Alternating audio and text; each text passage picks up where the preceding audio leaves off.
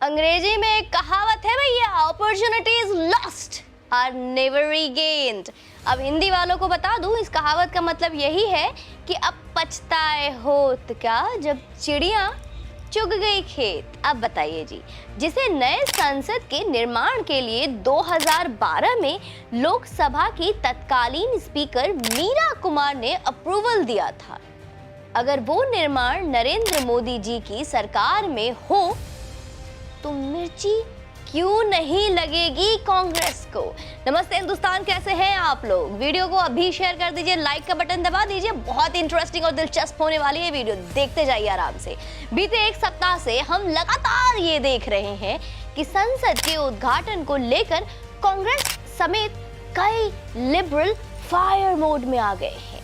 यह एक ऐतिहासिक उत्सव है, लेकिन रुदाली गायन में प्रख्यात कांग्रेसी और उनके साथी अपने रुदन से इस शानदार माहौल को खराब ना करे, ये तो असंभव है ना। उनकी रुदाली के कई पॉइंट्स हैं, तो आराम से इत्मीनान से चलिए पहले पॉइंट्स पर उनका सच जान लेते हैं। सारे पॉइंट्स को तसल्ली से सुनिएगा और शुरू करें फिर। चलिए आरंभ करते हैं पहले पॉइंट से। तो पहला पॉइंट है कि मोदी जी ही क्यों कर रहे हैं संसद का उद्घाटन। बहुत दुख है जिंदगी में, दुख काहे नहीं खत्म होता है।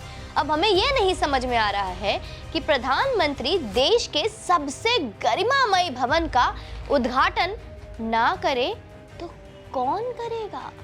दूसरी ओर इससे भी अधिक महत्वपूर्ण बात ये कि संसद में भवन का उद्घाटन करने का शानदार कीर्तिमान तो इंदिरा गांधी और राजीव गांधी भी कर चुके हैं। भूल गए? अब हमें जहां तक याद है, मां बेटे की ये स्वर्गीय जोड़ी भी प्रधानमंत्री के पद पर रह चुकी है, फिर भूल गए। तीसरी और सबसे महत्वपूर्ण ये कि जब कांग्रेसी इसे स्वयं नरेंद्र मोदी की बपौती मान चुके हैं, तो अभी किस बात की रुदाली कर रहे हैं। आप ही ने तो बोला था ना भैया, भूल गए कि एक वक्त में कि ये तो नरेंद्र मोदी की बपौती है। देखिए, जयराम रमेश कांग्रेसी ही तो है, उन्होंने ही तो कहा है ना कि इस भवन के आर्किटेक्ट, डिजाइनर और वर्कर भी नरेंद्र मोदी जी के ही हैं। याद आया कैसे बोल रहे थे ये मोदी का निजी घमंड परियोजना है। घमंड परियोजना मतलब बात भी इनकी बड़ी अनोखी होती है। चलिए अब आते हैं विपक्ष के दूसरे प्रश्न पर। सुनते जाइए तसल्ली से सुनते जाइए, बहुत आराम से बैठे आपसे बात करने को। वो ये कह रहे हैं कि संसद भवन का उद्घाटन राष्ट्रपति द्रौपदी मुर्मू जी क्यों नहीं कर रही। याद आ गई मुर्मू जी। द्रौपदी मुर्मू जी से उद्घाटन ना कराकर भाजपा आदिवासियों का अपमान कर रही है। लो कर लो बात, बोल कौन रहा है ये देख रहे हो आप। अब बताइए जरा, जिस द्रौपदी मुर्मू जी को कांग्रेसी नेता बुराई का प्रतिनिधि बताते थे, उनका अपमान कांग्रेसी स्वयं कर रहे हैं या भाजपा कर रही है, जिसने उन्हें राष्ट्रपति के गद्दी पर बिठाया, राष्ट्रपति बनाया।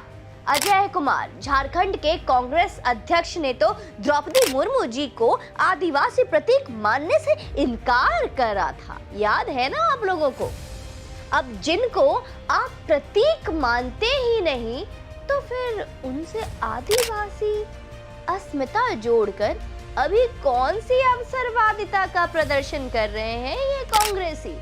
जब कांग्रेस पोषित लिबरल इंटेलेक्चुअल प्रशांत भूषण, राम गोपाल वर्मा, यशवंत सिन्हा, इंद्रनील चटर्जी द्रौपदी मुर्मू जी का मजाक बना रहे थे, तो कांग्रेसी चटकारे ले रही थी। भूले नहीं है हम, भूलने की आदत इनकी होगी, मेरी तो कतई नहीं है।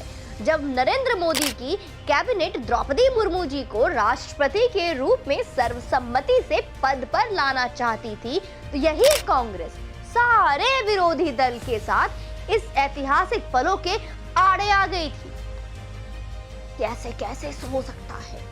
आप समझ रहे हैं कि इतनी कितनी बड़ी बात होती अगर इन्हें निर्विरोध सर्वसम्मति से चुना जाता।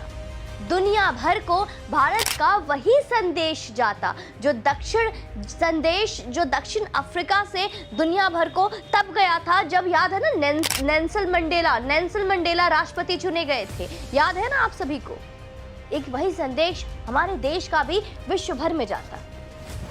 लेकिन कांग्रेस की देश विरोधी बुद्धि में इतनी छोटी सी बात कैसे समाती? अब हम बताते हैं आपको उनकी रुदाली की असल वजह। कारण क्या है? ये तो सब दिख रहा है कि रुदाली मच रही है, रो रहे हैं, गा रहे हैं, सही बोल रहे हैं, राष्ट्रपति को कराना चाहिए था। दरअसल जिस तारीख में संसद भवन का उद्घाटन होना है दोस्तों, वो तारीख खुद में बहुत विशेष है। वीर सावरकर जी को लेके जो भी बुरा भला कहा गया है, अब तक सबको यह जवाब है केंद्र सरकार का। वीर सावरकर जी के जन्मदिन को इस तरह से अमर कर देने का मोदी का प्रयास किसी भी तरह विपक्षियों के हलक के नीचे नहीं उतर रहा है। दिनांक गूगल में चेक कर लो। जिस दिन इसका उद्घाटन होने वाला है उस दिन खास कुछ और भी है। दूसरा कारण कांग्रेस की छटपटाहट का। नरेंद्र मोदी ने प्रयागराज संग्रहालय में रखा हुआ सेंगोल निकालकर लोकसभा में स्थापित करने का निर्णय किया है। एक सेकंड, सेंगोल पता है ना? ये सेंगोल सनातन संस्कृति का चिन्ह है जो 800 वर्ष तक राज करने वाले चोला राजवंश की निशानी है और जो राज चलाने के लिए मार्गदर्शन करता था राजवंश के राजाओं का।